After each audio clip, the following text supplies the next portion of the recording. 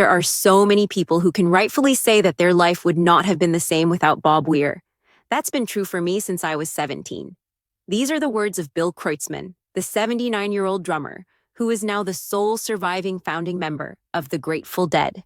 On Tuesday, January 14th, 2026, 4 days after Bob Weir's death at age 78, Kreutzmann broke his silence with a tribute that's making even the most seasoned Deadheads weep. But this isn't just another celebrity tribute. This is a man mourning the loss of someone he's known since they were teenagers, throwing water balloons at tourist buses in Haight-Ashbury. This is a founding member looking back on 6 decades of friendship, music, pranks, fights, celebrations, and a journey that neither of them could have imagined when they first picked up their instruments. Kreutzmann is the last one standing from the original 5 who started it all in 1965.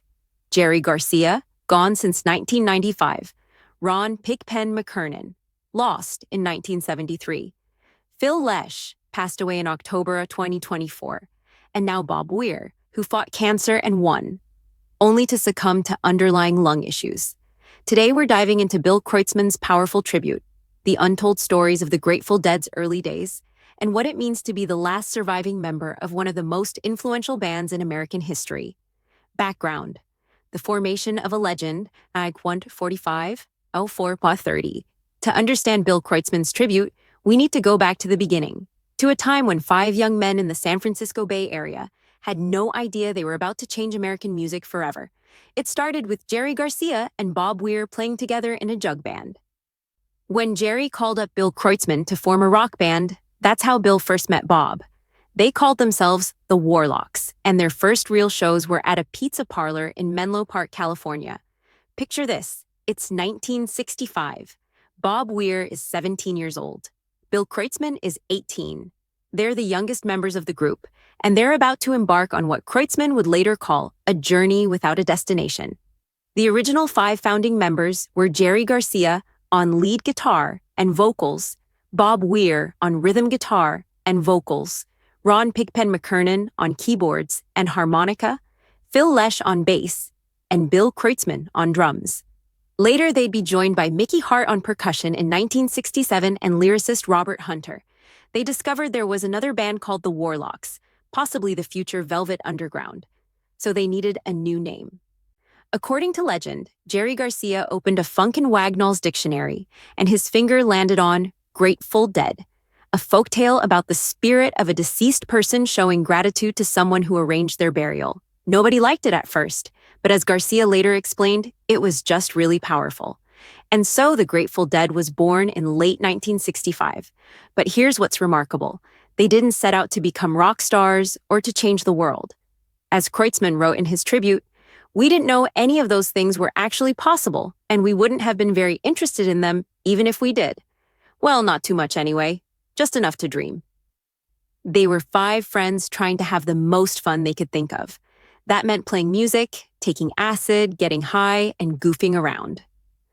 The early days, pranks and psychedelics, 4:30, 7:30.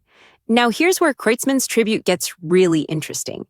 Because he doesn't just talk about the music, he talks about the life they lived, the mischief they made, and the bond that only comes from growing up together in one of the most transformative periods in American history. Kreutzmann revealed something fascinating. During those first rehearsals, which were in the back of a music shop, Bob and Bill would smoke joints in the back alley before, during, and after practice. "We had to be careful because it was still taboo back then," Kreutzmann wrote. But here's the thing. It wasn't about rebellion for rebellion's sake. As Kreutzmann explained, music was basically their religion. Sometimes they'd take STP, a powerful psychedelic, and sit with the lights down low, watching the back of the amplifier glow like a cathedral as they listened to music. They'd listen to every new record that came out anywhere. Bob and Bill would sit next to each other, listening intently, trying to figure out, how did they do that? This was their education, their obsession, their calling. And because Bob and Bill were the younger guys in the band, they liked to do what Kreutzmann calls weird shit. He clarified, "By that I mean, we just like to play pranks and be silly and not take ourselves too seriously." Here's a perfect example. When the band started getting noticed, there was a period when Bill lived with Phil Lesh on Belvedere Street, and Bob lived with Jerry Garcia just a couple blocks over on Ashbury Street.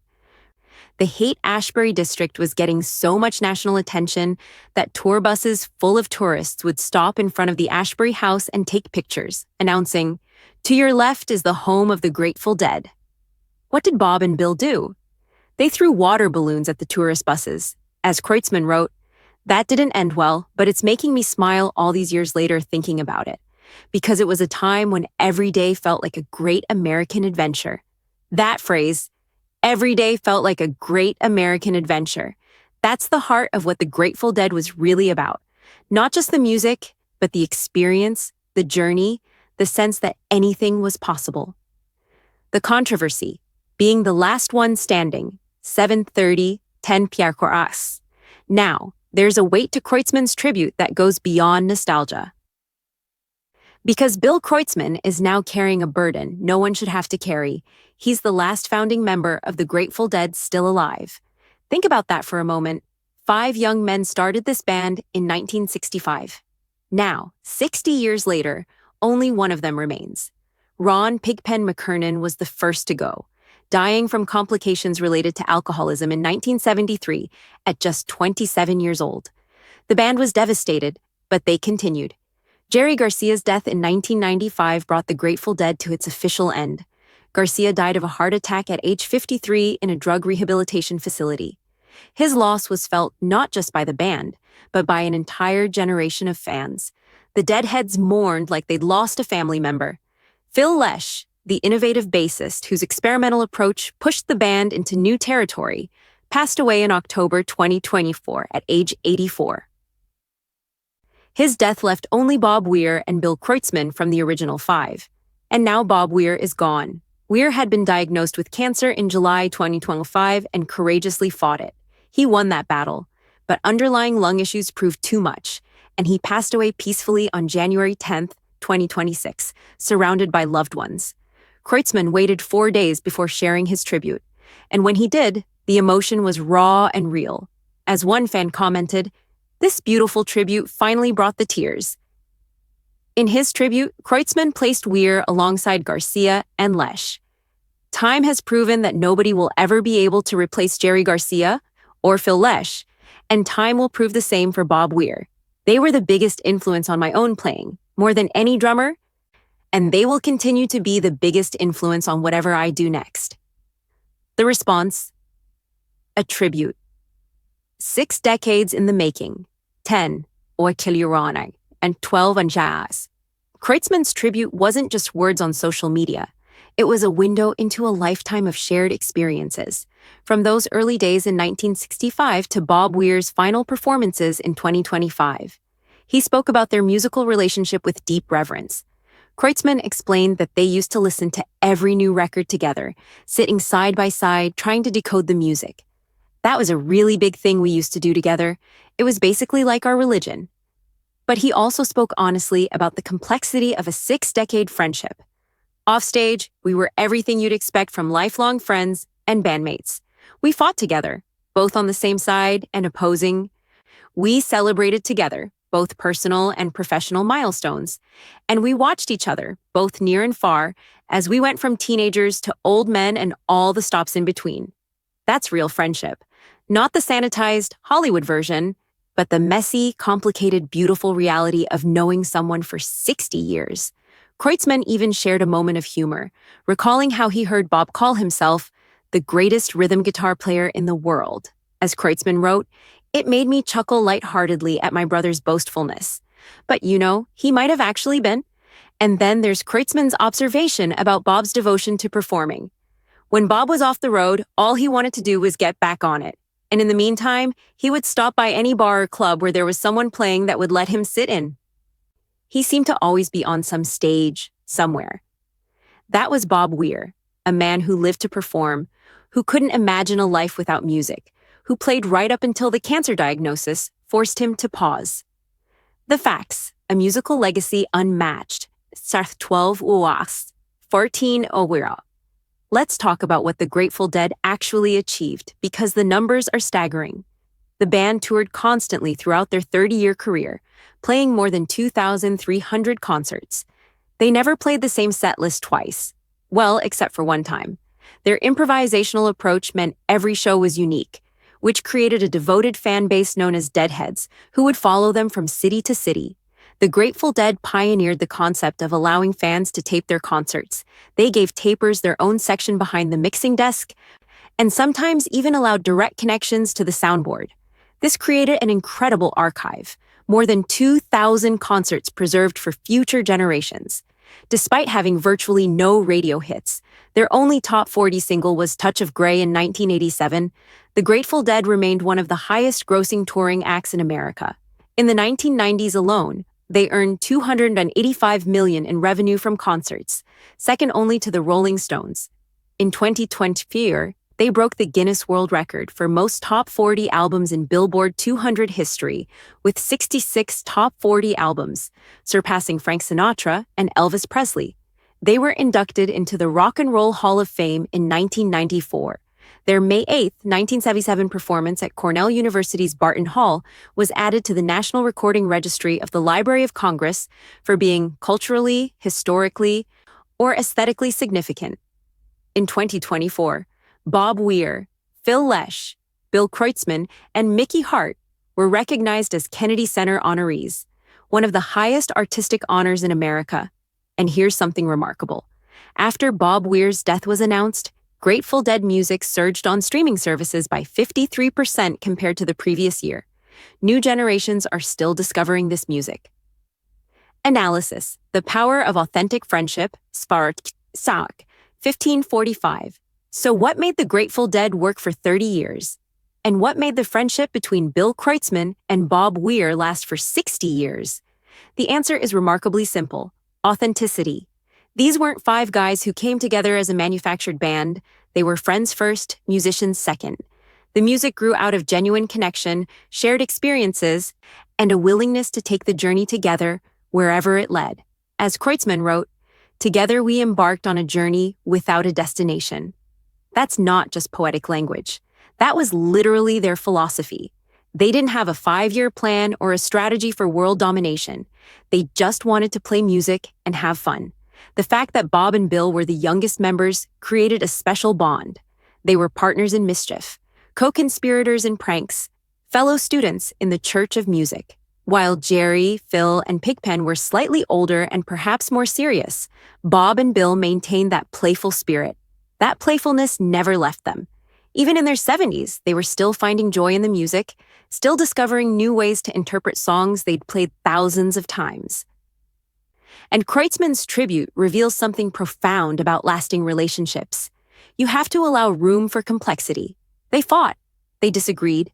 They went through periods of closeness and distance. But the foundation, the music, the shared history, the genuine love remained constant. The bigger lessons: 1545, 17 part farin. What can we learn from Bill Kreutzmann's tribute and the story of the Grateful Dead? First, prioritize the journey over the destination. Kreutzmann emphasized that they never set out to become famous or change the world. They just wanted to make music and have adventures. That freedom from expectation allowed them to create something truly revolutionary. Second, real friendship can survive anything, even 60 years of ups and downs. Kreutzmann's honest acknowledgement that they fought, celebrated, and watched each other age is a reminder that enduring relationships aren't perfect. They're just persistent. Third, stay playful. The fact that these rock legends were throwing water balloons at tourist buses tells you everything about why their music remained fresh. They never took themselves too seriously. Fourth, your influences can come from anywhere, especially from your peers. Kreutzmann said Bob, Jerry, and Phil influenced his drumming more than any drummer. Being open to learning from those around you, regardless of their instrument or specialty, is how you grow as an artist. Fifth, the music never stops. That's what Kreutzmann means when he tells future artists, keep going forward, take the inspiration, and do something new.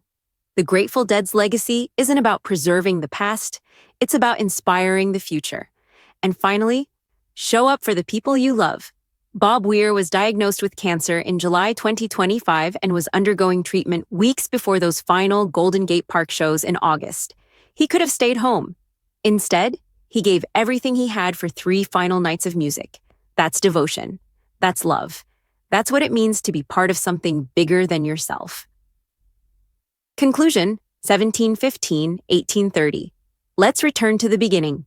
Bill Kreutzmann, the last surviving founding member of the Grateful Dead, sitting down to write a tribute to his friend of 60 years. He could have been bitter. He could have focused on the loss, on being the only one left. Instead, he chose to celebrate the adventures, the pranks, the music, the brotherhood. He ended his tribute with lyrics from Broke Down Palace, a Grateful Dead song that feels painfully appropriate. Sleep in the stars. Don't you cry, dry your eyes on the wind, and get there safely, old friend. Love you, Bobby. And then one final thought. In the end, what more was there for him to do? He played it all, and never the same way. Twice. I think he had finally said everything he had to say, and now he's on to the next thing. I just hope he was able to bring his guitar with him, or otherwise he'll go crazy. That last line is perfect, because even in death, Kreutzmann can't imagine Bob without his guitar. The music was that fundamental to who he was. Bill Kreutzmann is now 79 years old, the sole survivor from the 5 young men who started the Grateful Dead in 1965. He carries the memories of them all: Pigpen's soulful harmonica, Jerry's transcendent guitar solos, Phil's innovative bass lines, and Bob's intricate rhythm guitar. But as Kreutzmann wrote, his love for Bob will not, indeed cannot, fade away. Because the Grateful Dead was never just about the music. It was about friendship, adventure, and the belief that every day could be part of a great American story. And that story isn't over. As long as people are listening to Truckin' or Touch of Grey or Ripple, as long as young musicians are picking up guitars and learning to improvise, as long as someone remembers 5 friends who decided to embark on a journey without a destination, the music never stops. Rest in peace, Bob Weir. The rhythm plays on.